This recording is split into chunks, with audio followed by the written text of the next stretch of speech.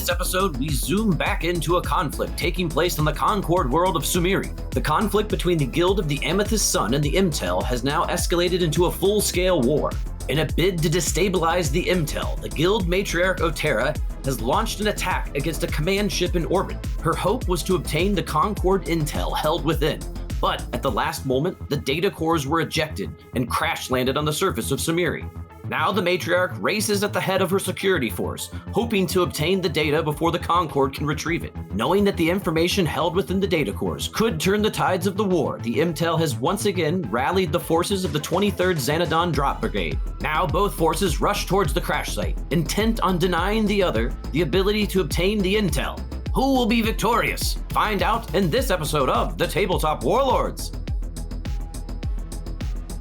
What's up, everybody? I'm Kevin. And I'm Sergey. And we are the Tabletop Warlords. And once again, we find ourselves playing a game of Beyond the Gates of Antares. In this episode, we are going to be skipping Scenario 5 and not doing the pure numeric order of scenarios because it does recommend that scenario is played with 100 points. And we just don't have the size forces quite finished. We're working on it really hard. It'll be soon. So we're going to be skipping right over that and doing Scenario number 6, Data Recovery. This episode, I'm going to be fielding the Boromites again, but I'm going to be fielding a brand new force selector, their security force. It kind of focuses on the military aspects of the Boromites and focuses on things like weapons teams and security gangs. Since the Guild Matriarch O'Terra is once again on the battlefield, my elements of the 23rd Xanadon Drop Brigade desperately want their vengeance, so I'm actually going to be using the exact same 50-point Force Level 1 drop selector. But before we get these armies out and show you the incredibly sweet table that we have built for you today, make sure to help support our channel in the easiest way possible by liking this video, sharing it with someone who you think might enjoy it as well, subscribing to the channel, and making sure that you have notifications enabled so you can see when new content drops. If you want to support this channel even further, go ahead and check out the links right below this video and consider joining our Patreon community. Our patrons really are the lifeblood of this channel.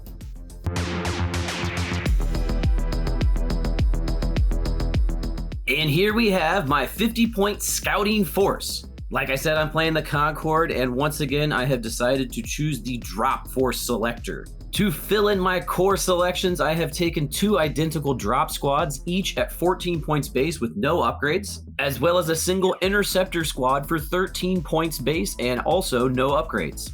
I round out the force with a C3D1 squad support drone at 7 points base, but I have upgraded it to have a batter buddy for 2 points. Meaning that this entire force is 50 points exactly, represented by 4 order dice on the battlefield. This is my 50-point Boromite scouting force. It is, of course, force level 1, and I have taken the Guild Security Force Selector. Leading my army, I have Matriarch O'Terra herself. She is 5 points base, but I've spent 2 points to give her 2 extra gun drones, and 2 points to give her 2 hatchling swarms, making her 9 points total. I have then taken a security gang with no upgrades at 11 points, a rock rider team with no upgrades at 14 points, a guild weapons team with a mag cannon at 7 points, and a guild specialist team with a plasma cannon at 8 points. I had 1 point left over, so I took an instance of well prepared. This entire force is 50 points even and represented by 5 order dice.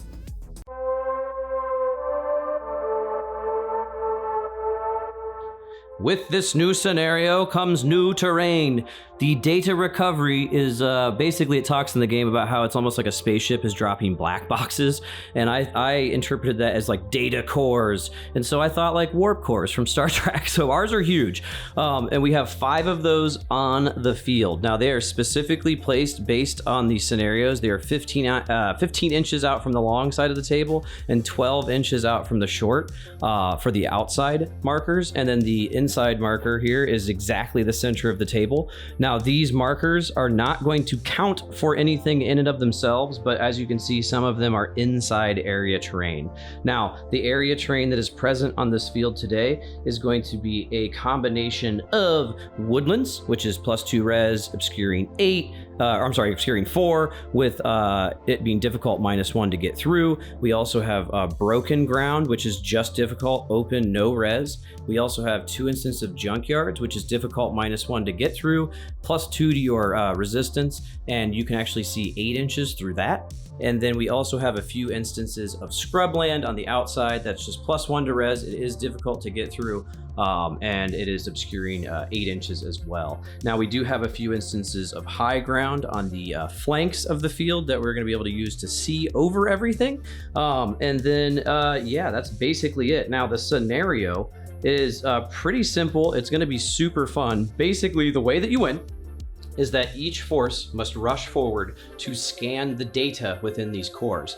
Now, if you scan the data, to do that rather, you have to pass a rally test. If you pass that rally test, you gain the victory points associated with the data core. The outside ones that are inside our own deployment, like basically our side of the table, are gonna be worth 1 point. But if we can get across the table to the opponent's side, it's gonna be worth 3 points. And then the center one, no matter what, for each of us is worth 2.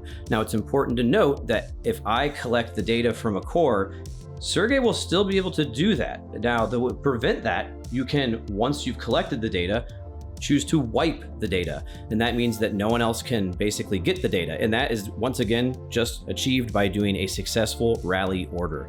Now, the last option is that, and probably in larger point games, you can actually shoot and destroy these markers. The only problem is that they're harder to hit, they have a pretty decent res, and they have like tough 2. So it's definitely not something that we're probably gonna be employing in this game, but we'll see. Now, both forces start off the table. Half of each force is going to arrive on turn 1 without a test, just as per the usual. And then the rest of each force is going to arrive on turn 2 and onward, requiring arrival tests. So it's gonna be wackadoo. This is gonna be a really fun one though. So let's get all the dice in the bag, get these armies out, and have some fun.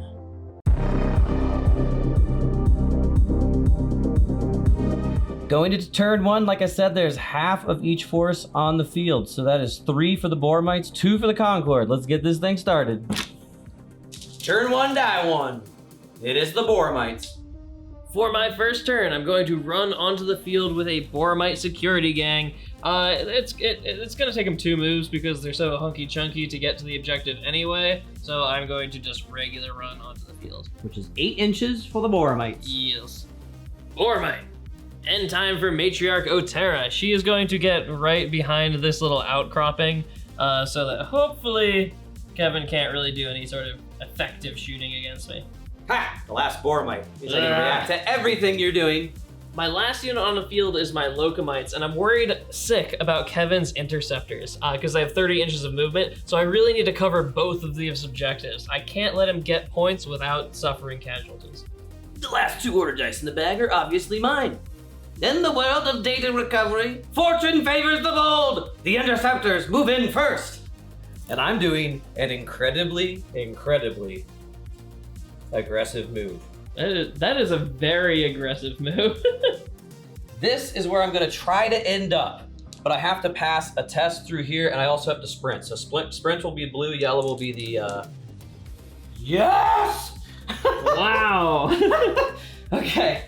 So this is important though, that my move ends right here, okay?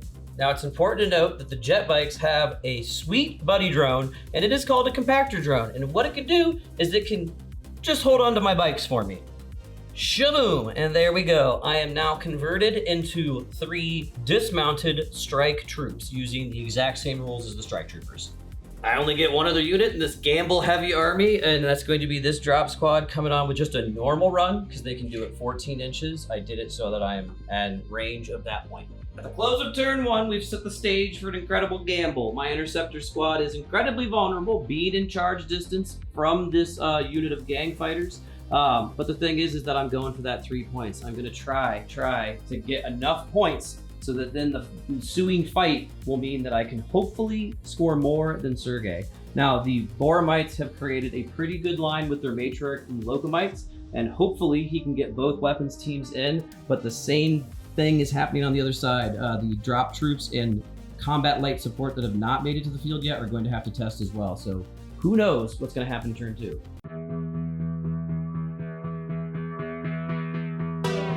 Going into turn 2, we now have all of the order dice. So that's 5 on the side of the Boromites and 4 for the poor Concord. Let's see what they do. And will this gamble? Ah! Charge! I am obviously performing a run and sprint with my Boromites, charging into Kevin's unit. However, I will be reacting, and I'm going to be doing a counter charge, which means I must pass an initiative test, which I pass on 7 or lower. And I do it. So that means, real quick, my compactor, once again, comes into play. so this happens before I actually get there, so I'm moving back. And we're more or less meeting in the middle. Now, my guys, once again, receive their jet bikes because with the compactor drone, you may swap equipment whenever you make a reaction, like a counter charge, or an action. And so now we're gonna meet in the middle. Actually, Now, I think we meet a little bit closer to me because you're faster. So yeah, it works out to Kevin being slightly closer to me, but the charge is worked out, and Kevin, you have decided not to sprint? no, I'm not sprinting because with a fast unit, as long as I have a current run order, you have to reroll no matter what. But if you want the reroll and the distance, you Well, had to sprint. I had already declared, so I'm not gonna move back on it. Wow, that's super cocky. Held on to it. They really want that dice. And I fail the sprint, so I do get 1 pin. I will be throwing implosion grenades, and I'll be hitting on 4s, and Kevin has 6 shots. Yep, because I have twin-linked plasma carbines. I hit on 5s, and then we all have to reroll because everybody has the reroll. Boromite shooting. Don't roll a 1! Damn it! Yes, I got 2 1s and a 3, which is also a hit. So the 1 is horrible because now Sergey can technically just destroy my compactor drone, Which and I am going to do. prevents me the ability to turn into infantry anymore. So it is what it is. But you must reroll these 2 because I sprinted. And re-rolling, and I miss both shots. Now I return fire. Ooh, terrible. No, yeah, no, it's pretty bad. So I hit 3 times, but I have to re-roll because once again he sprints. And so now I've only hit once. So he gets 1 pin and has to take a single save. Taking out my leader, and I fail. And I will use my 1 instance of well prepared to pump this up to a 7, and I'm good. Damn, I didn't need to do it anyway. Since Sergey has deleted my compactor drone, I can't go willy-nilly back and forth from the bikes, which is really lame. But the fact that I have hit and run means that I can now break away from this combat, stalling assault. And the cool thing is it leaves the Boromites in the lurch because they don't get to consolidate. So I'm gonna consolidate with these guys back here to my position that I was in before, within range of this objective. And now I'm gonna do the brutal thing, which is permanently dismount from my bikes, creating an infantry unit again. And I'm just gonna hope to hell that it works. Kevin's final position, once again putting both of us in the position that the first die pull of next turn is very important. Concord. For this turn, I will simply use my drop troops to collect the data. Fail. 5. So I'm good. Downloading. Boromite. I don't want Kevin's gamble to pay off, so I'm going to try to come onto the field with a cannon and shoot the piss out of Kevin's dismounted units. I need to roll just not a 10 to come onto the field, which I do. That with a 1. And I will advance on. There's no negatives for weapons in advancing, correct? No.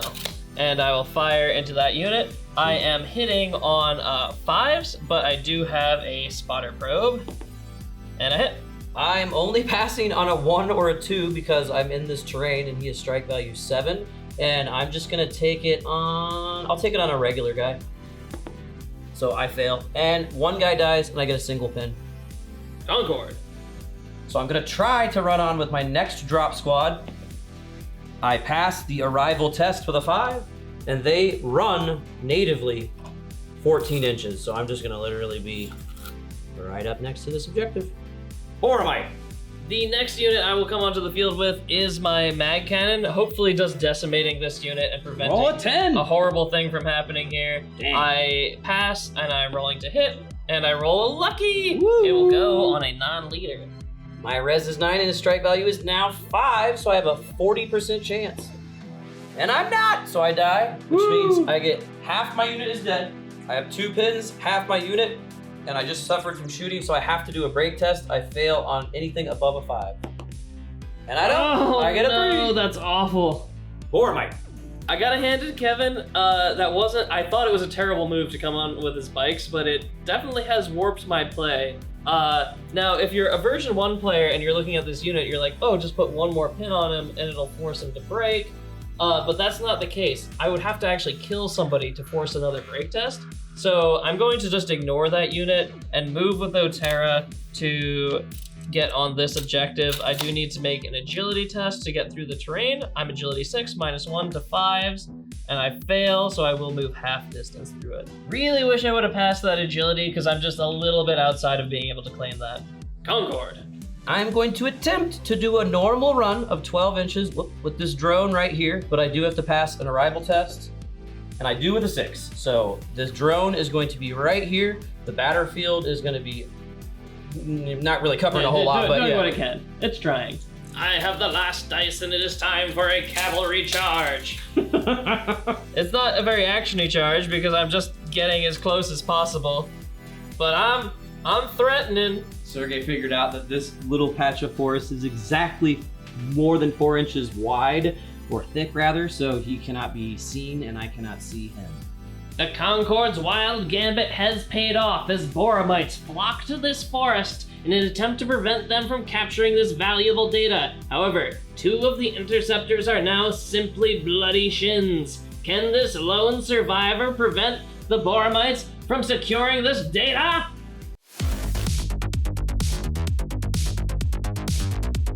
Come on! The moment of truth! Ah!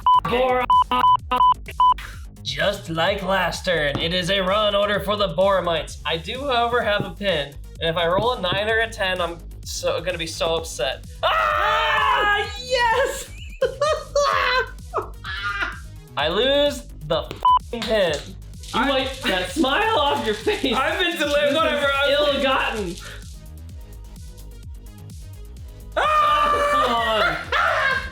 Oh, it's down to this, so I'm doing a rally. If I roll a 9 or a 10, I'll suffer the same fate as Sergey. Yes! Oh, yes! Okay. So, no matter what, I lose both the pins. Downloading. Ooh, it's me again! This drop squad is obviously at danger of being charged by these dudes right here, but I'm just gonna have to accept that fact and get this cleared of any important data. 1. So, that means that this data core has been wiped. System shutdown. Will my luck continue? Drat! Through a series of very unfortunate events, I have become the heavy underdog in this scenario. I need to kill this unit. That's the only way I can possibly win this scenario.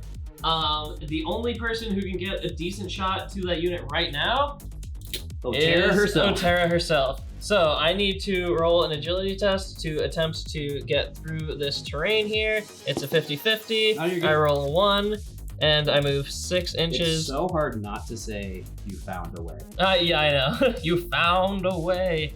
And her gun swarm will follow her up. And she is firing into Kevin's unit. I don't know what range she's at. Ooh, long range. Long range. 4. That's 2 hits. Okay, so you are at strike value 2. I am at res 7. So I'm down to 5s. I'm taking it on a regular non-lance and a, well, you know what? No, I'm gonna take it on a lance guy and a leader. Leader fails. Leader's good. So both are fine, just 1 pen. And the reason why I took it on a lance is because the other guys are way better in close combat. Woo! It's looking grim for the Boromites. Oh, geez. With this roll, as long as I don't roll a 9 or a 10, which is a 20% fail rate, there's just really no hope with 3 turns left. That is 100% accurate. For yeah. Boromites to be able to take all the points, because I just controlled the board in such a daring way that, like, he's not captured anything else. So as long as I don't fail this roll, I'm pretty sure this is a clinched Concord victory. Clinched! Yes! I have passed with a 4! I lose my pen. And I am able to download the information for the Concord! And with that, the Xanadon Drop Brigade reclaims their honor and sends O'Terra running from the field. Ah!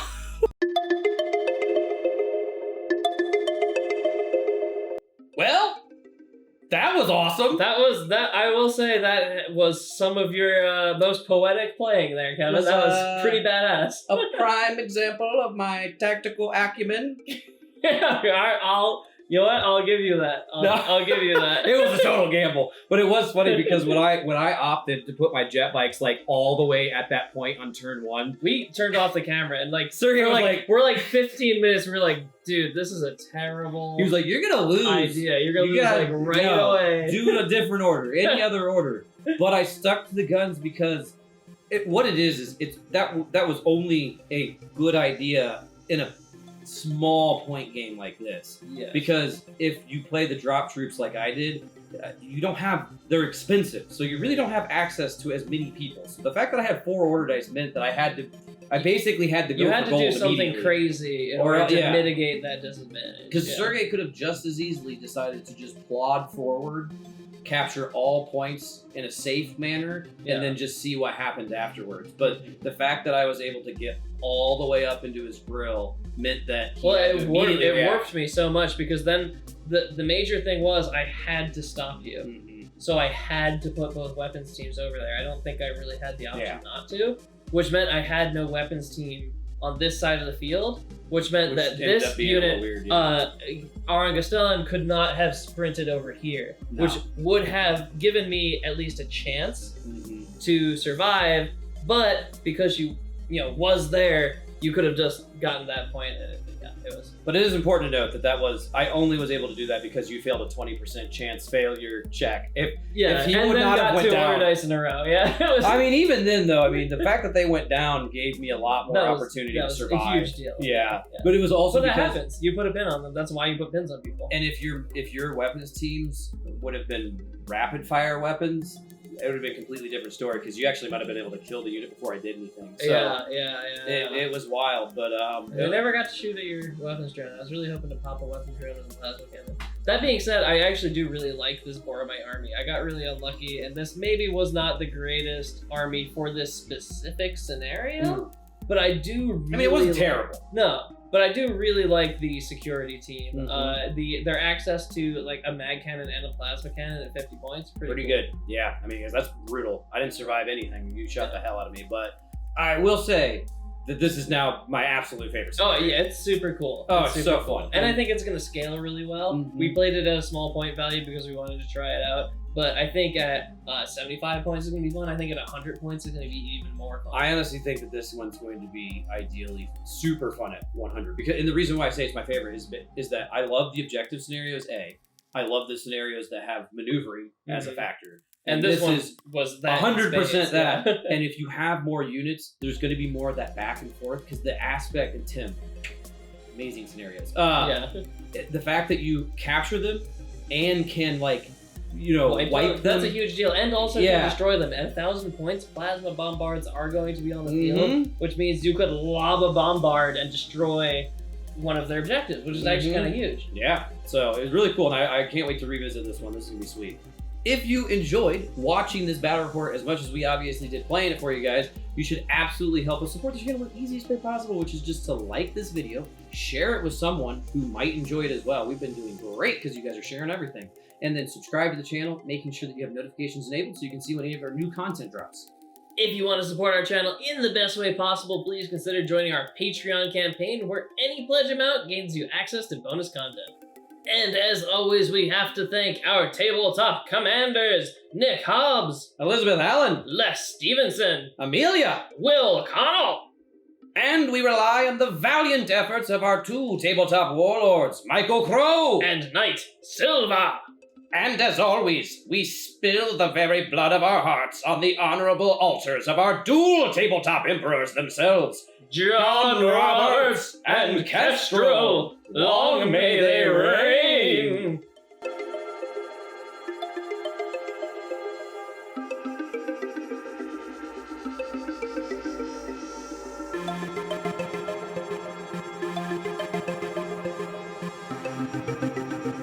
Thank you.